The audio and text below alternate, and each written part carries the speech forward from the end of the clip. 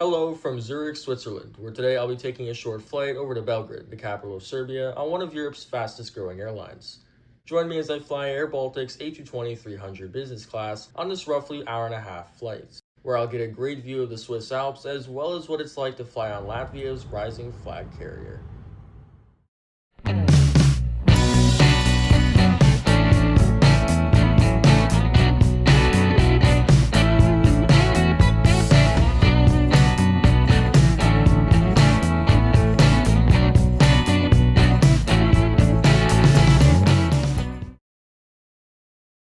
We start off at gate Echo 22, where I just got off my flight from Chicago on Swiss Business on their Boeing 777-300ER.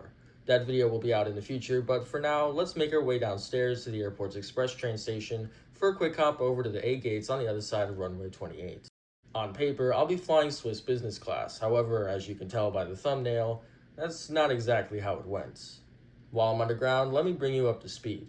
Air Baltic is the recognized carrier for the Baltic region and serves over 80 destinations throughout Europe, the Middle East, and Northern Africa, with their primary hub being in Riga, Latvia. In January of 2024, Air Baltic and Swiss signed off on a code-share agreement between the two airlines. This move was aimed at providing customers more flexible routes and for each airline to place their respective code on select flights. This agreement included the wet lease of 6 of Air Baltic's A220-300 aircraft to Swiss Airlines. Through this code share, Air Baltic managed to boost its presence in the airline industry, and Swiss was able to stabilize its flight schedules. And the product would be the unique scenario I'll be experiencing today, flying with a Swiss business class ticket on Air Baltic. After resurfacing, we were directed through a security checkpoint and sent on our way to the gate for our flight to Belgrade. The entirety of the lower levels were bus gates, which makes sense given just how many isolated ramps there are at Zurich. After confirming that our gate does actually exist, we realized our flight was about an hour late due to delayed departure from Paris, so I decided to head upstairs where there are some elevated gates, as well as a great view of ground traffic as it passed by. Since I basically had nothing else to do, I chilled here for a bit and managed to catch some great videos of passing aircraft, even one of this uniquely named airline, which I've never seen before. A short time later, I caught our aircraft for today taxiing over to a hard stand, after its touchdown from its previous service from Paris. This Airbus A220-300 registered Yankee Lima Alpha Bravo Juliet has flown for Air Baltic since its delivery and entry into service in May of 2022. Since then, it was put in storage for a little less than a year and now has resumed revenue operations as of July 2023. Speaking of 2023, I was hoping not to have a repeat of what happened at Frankfurt Airport, where we just barely missed our connecting flights. With that in mind, I hurried back downstairs for boarding. As business class passengers, we were called first, which ironically meant little difference considering we were all taking the same bus. After a quick ride through the Apron, we were dropped off at our hard stand in Ramp Delta, where our aircraft was waiting for us to board. By far, my favorite part of flying in Europe is the privilege of hard stands, where you can get this close to your aircraft. I mean, just look at that Pratt & Whitney 1524 G3 engine. You wouldn't be able to get clips like this in the US unless you worked at the airport.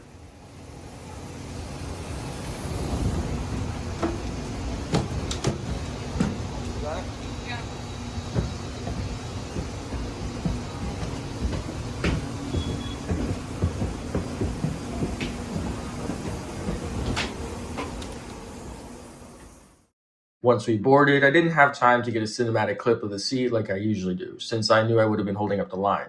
So I took my seat in 4 Foxtrot, which had a great view of this Swiss A320neo in the stand next to us.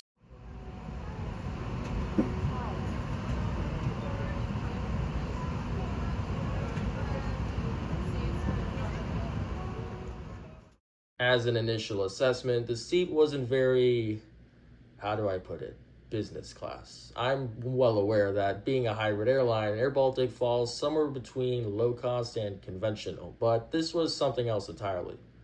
I say that because the business class seats in the front were identical to the economy ones right behind it.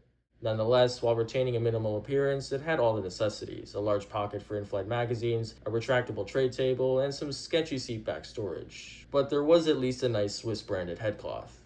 Additionally, the seat was able to recline, similar to that of a high-top chair at a restaurant. I'll go over the magazines and whatnot once we hit our cruising level. For now, though, I got some great views of aircraft departing off runway 16 and those taxiing north on Echo.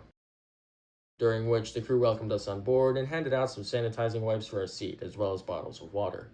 The tiny hanging screen above me also welcomed everyone on board in German, and then began to play the safety video for those who have yet to learn how to harness the mysterious power of the seatbelt. Soon enough, we promptly exited the stand and began making our way to our departure runway, which gave me another great opportunity to plane spot.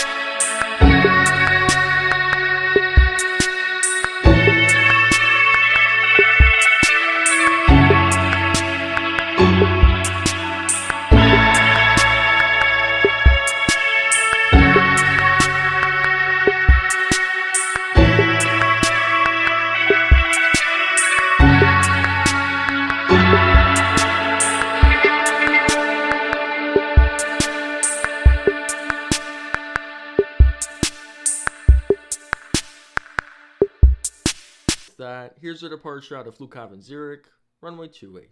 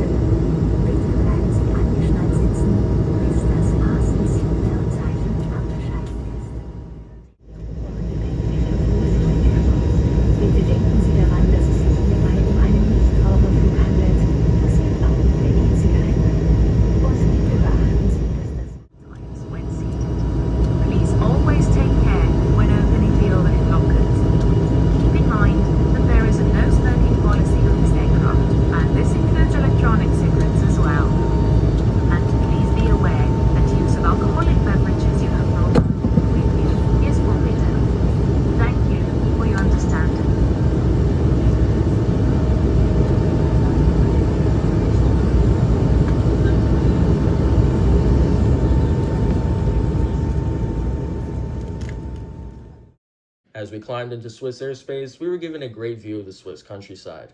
Soon after, we flew by the Swiss Alps, which offered a stunning scene. I kept trying to grasp the fact that they looked like little hills from here, knowing how huge the mountains really are.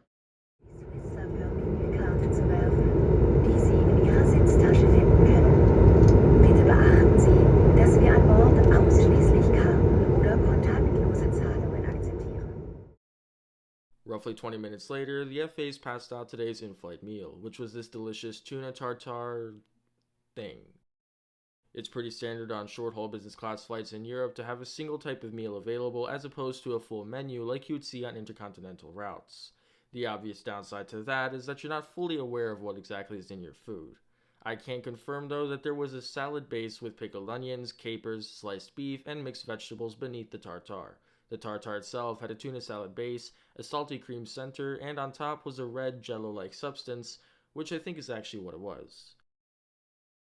The meals also came with a small loaf of bread, some butter, a slice of brie cheese, and a yogurt jello dessert with assorted nuts. I apologize for forgetting to mention this earlier, but there are overhead lights and air vents as well as a cabin crew call button. Since we're back on the topic of the seat, I'll go ahead and overview the contents of the seat back pocket like I said I would. Inside was an official Swiss magazine which contained the in-flight catering menu for longer flights, the safety card, as well as the in-flight shopping magazine, which had some items that instantly caught my eye. Since I tried to get the 777-300ER model on the 777-300ER I flew to Zurich in the first place and they didn't have it, I was hoping they would have it here, but sadly they didn't, which is okay since JC came out with one a couple months later anyway.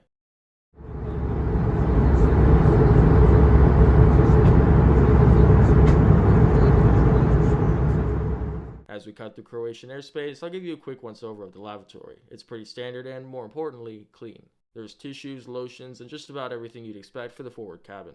Once again though, pretty minimal from the business class perspective, but I do have to reiterate that this is a short-haul flight. Soon enough, we were asked to take our seats and prepare to land as we began our descent into Serbian airspace, and flew above farmland that stretched so far that not even the curvature of the earth could mask it from this height. It was a perfect balance of dark variants of yellow and green, which had a great contrast from the blue sky.